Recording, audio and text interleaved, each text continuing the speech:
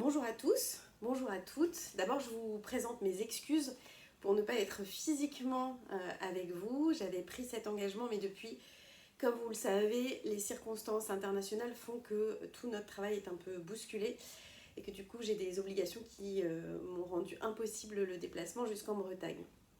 Mais je crois que si j'avais été invitée, c'était pour vous parler dans un échange que j'aurais aimé pouvoir avoir avec d'autres intervenants, de la question du compromis. Et dans une période aussi tendue, où les débats politiques sont extrêmement polarisés, je pense que la question du compromis est une question qui devient absolument centrale. Parce que si on a comme horizon de ne rester qu'avec des gens avec qui on est pleinement d'accord, en fait on segmente la société en tout petits fragments, mus par leurs intérêts personnels ou exclusivement professionnels ou sectoriels, et on oublie que nous faisons partie de ce collectif. Alors une fois qu'on a dit ça, évidemment que c'est compliqué. C'est compliqué parce que ça implique de la tension, des désaccords, mais ce que je crois profondément, c'est que l'exercice du pouvoir n'existe pas sans reconnaissance du contre-pouvoir. Le contre-pouvoir, c'est ce qui permet au pouvoir de rester challengé, pour utiliser un anglicisme, mais en tout cas de rester sur la brèche et d'être obligé d'être comptable et de justifier de ses décisions. Et ça, c'est quelque chose de fondamental parce qu'à partir du moment où on tue le contre-pouvoir, de fait, on tue la démocratie.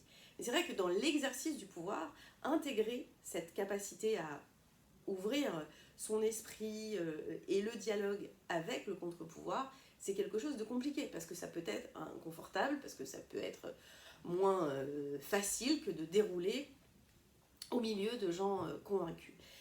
Et ça me paraît très important, encore plus aujourd'hui, pour deux raisons. D'abord parce qu'il y a des artisans de la fragmentation, des spéculateurs de la haine, très clairement à l'œuvre. On voit ce qui s'est passé aux États-Unis, on voit d'ailleurs la pénétration et le mélange entre les intérêts économiques, voire les intérêts individuels, financiers de quelques-uns et l'exercice du pouvoir politique. Mais aussi parce que nous allons devoir faire face, nous faisons face déjà à des enjeux qui sont des enjeux considérables. Le dérèglement climatique en est un, mais l'aggravation des inégalités en est un second, face auquel il faut être capable de s'organiser de façon beaucoup plus collective. On aura besoin d'absolument tout le monde. Si on veut être à la hauteur du défi climatique, si on veut même être à la hauteur de ce qu'implique l'adaptation à la réalité de ce que le changement climatique va faire à nos vies, alors nous allons devoir travailler tous ensemble. Agriculteurs, entrepreneurs, enfants, adultes, tout le monde va avoir du pain sur la planche.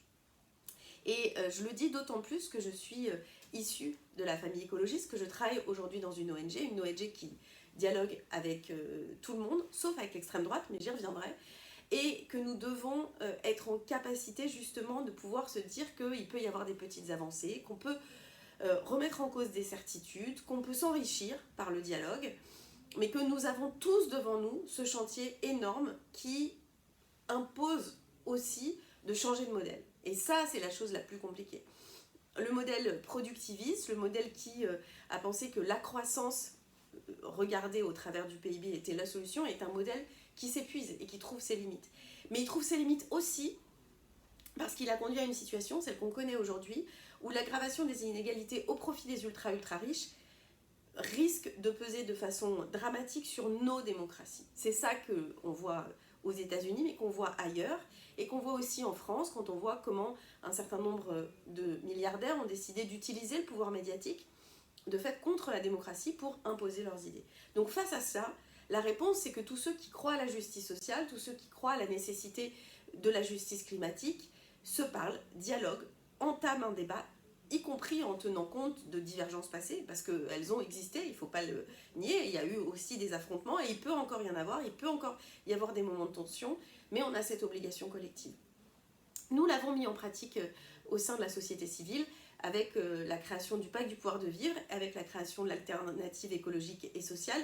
Ces deux coalitions qui mêlent des syndicats, des ONG. Et il faut quand même se dire que pendant longtemps, les ONG environnementales et les syndicats, ils se regardaient un peu en chien de faïence. Donc pour se dire, nous pouvons attaquer ces chantiers tous ensemble. Alors ça n'est pas juste un vœu pieux, je le dis. Pour nous, c'est déjà un exercice quotidien. On travaille au sein de coalitions, on essaye de dialoguer, y compris avec des gens avec qui c'est pas forcément évident. Nous considérons chez Oxfam que le rôle de la finance est déterminant pour pouvoir mettre en œuvre une réponse adéquate au changement climatique et notamment arrêter d'investir dans les fossiles. Et bien ça se fait par le dialogue avec les institutions bancaires et nous le pratiquons. Et parfois nous sommes plus virulents. Donc il y a aussi différentes méthodes qui peuvent être employées à différents moments. Donc j'espère que vos travaux seront productifs. J'espère que ce message que je dis avec beaucoup d'humilité, mais avec une très grande sincérité, celui de la nécessité d'une sorte de mobilisation générale, d'une mobilisation générale qui passe par le compromis, mais qui n'évite pas le débat, ce sera peut-être un élément dans vos discussions de cette journée. Je vous dis à très bientôt. Je remercie tout particulièrement ceux qui sont venus puisqu'on me l'a fait savoir en pensant que je serais là et en m'excusant une nouvelle fois, mais en disant que je suis de toute façon dans tous les lieux où les choses se discutent, où les choses s'élaborent et très attentive à ce qui ressortira de vos travaux. Bonne journée.